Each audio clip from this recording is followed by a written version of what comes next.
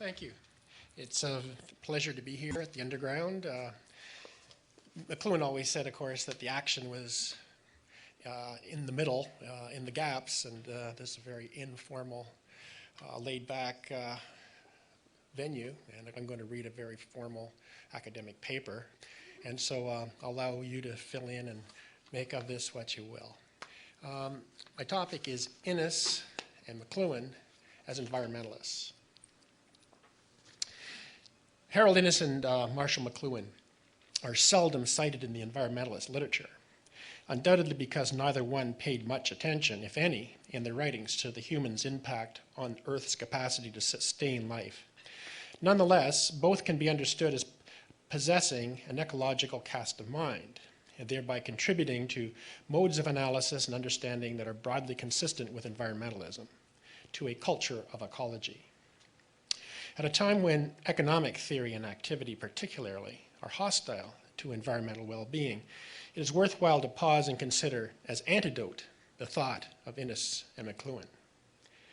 Innes lived prior to the onset of the modern environmental movement, often ascribed to publication in 1962 of Rachel Carson's Silent Spring.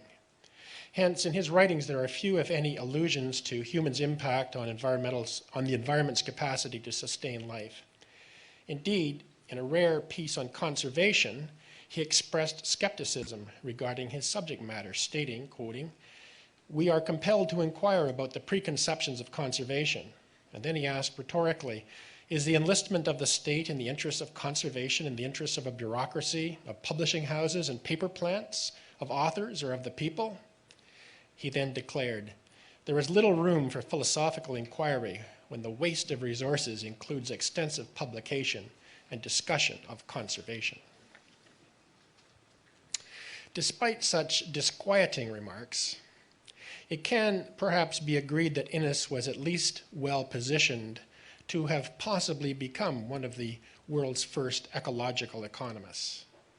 In the opening chapters of both the fur trade in Canada and the cod fisheries, after all, he displayed traces of his rural naturalist origins. He even referred to himself as a dirt economist on account of his penchant to visit the regions he wrote about and mingle with the miners, trappers, lumberjacks, and fishers. Moreover, he was a dissenter who railed against standard economic doctrine and, indeed, against all types of monopolies of knowledge. Most significantly, however, I now argue, he possessed an ecological cast of mind. Both Innes's Staples thesis and his media communication thesis propose bidirectional interactions among the material environment, human thought and messaging, and most other human activity, all in the context of evolutionary change and political economic power and control. This, the most basic thrust of Innes's writings, contrasts sharply with standard or neoclassical economics, for example, which investigates incremental changes to one or a few variables, holding the rest constant, all in a presumed context of unconcentrated economic and communicatory power. For brevity today, however, I focus here only on Innes's media communication thesis. Innes pointed to the physical properties of the predominant mode of communication as biasing societies in terms of time or space. Media that are easy to use and transport, that are not durable, and that have abundant capacity he called space-biased or space-binding. They tend to give rise to and support space-bound cultures characterized by Innes as secular, materialistic, present-minded, and intent on territorial expansion. For space-bound cultures, time is conceived as an undifferentiated, unidirectional flow or sequence that people divide into uniform, commodified chunks, such as seconds, minutes, and hours, for purposes of commerce. People in such societies are present-minded, as the past means little and the future is too far away to be of much concern. In space-bound cultures, moreover, land is to be tamed and territories conquered. Land is commodified and organized into efficient configurations, factories, assembly lines, territorial divisions of labor, and so on. Space, like time, is a commodity valued for its utility. Innes recognized, too, that the immense proliferation of space-biased ephemeral messages accompanying geometric expansions in transmission capacity devalues much of human-generated communication. He also declared, and I quote, "Improvements in communication make for increased difficulties of understanding." And he maintained further, "As modern developments in communication have made for greater realism, they have made for greater possibilities of delusion. The shell and pea game of the county fair has been magnified and elevated to a universal level." For time-bound societies, on the contrary, namely oral societies or ones in which the predominant mode of communication is durable, hard to work with, difficult to transport, and possessing limited capacity to store or carry messages, time means duration, repetition, cycles, and continuity. There, the past speaks to and controls the present, according to Innes. For people in time-bound societies, space or land is where the community lives, where the roots are, and is their link to their common past and where their common future will unfold. Land for these people is to be cared for as one would care for a gift that has been inherited and will be passed on. Innes saw a steady shift since the late 19th century, at least, toward ever-increasing space bias, and he attributed several deleterious social consequences to this. Regrettably, he did not touch on environmental consequences, but some are easy to infer, and the following is meant to be suggestive, not inclusive. 1. Present-mindedness and pollution resource depletion. Living for the moment is, of course, hostile in the extreme to environmentalism. Species endangerment and extinctions, for example, the collapse of the Newfoundland cod fisheries, are manifestations of undue present-mindedness. 2. Estrangement from the local. When a sense of attachment to location declines, land is conceived increasingly in utilitarian or market-based terms.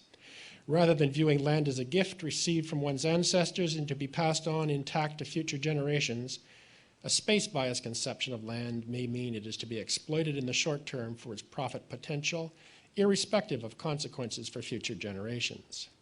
Presuming value to be adequately expressed in money terms, as modern space-biased societies tend to do, ineluctably means that the future is heavily discounted through present value calculations. At a 10% discount rate, for example, $1,000 payable 30 years from now are worth only $57.31 today. 3, delusion. In cultures bound together by money and by technologically sophisticated or space-biased media of communication, people's experience of nature is most often indirect. It is mediated by technological extensions. Ecologist David Suzuki has written that even his own nature TV shows, for instance, bias or distort perceptions of nature. They are, he says, a creation, not a reflection of reality. He explains, and I quote, "What's missing in the film version of nature is time. Nature must have time, but television cannot tolerate it. So we create a virtual reality, a collage of images that conveys a distorted sense of what real wilderness is like." 4, breakdown of community. Biodiversity, an instance of a public good, will not be preserved by the radical individualism propagated by markets, only through compulsion, or preferably by bonding or a sense of community of people one for another and with all life. But according to Innes, it is precisely this sense of commonality or community that the price system and other space-biased media penetrate and rend asunder. Before moving on to the ecological thought of Marshall Mcluhan, I first summarize some main tenets of ecology, principles largely out of tune, however, with mainstream Western thought since the Renaissance. 1, interdependence. The first law of ecology is that everything depends on everything else. Ecology is a holistic mode of analysis, contrasting sharply with the methodological individualism of neoclassical economics and of much of mainstream Western thought. 2, human nature. Much of Western social science since the time of Thomas Hobbes, John Locke, Adam Smith, and other Enlightenment thinkers has proposed an essentially static, acquisitive, self-centered human nature, ruled by pleasure-pain.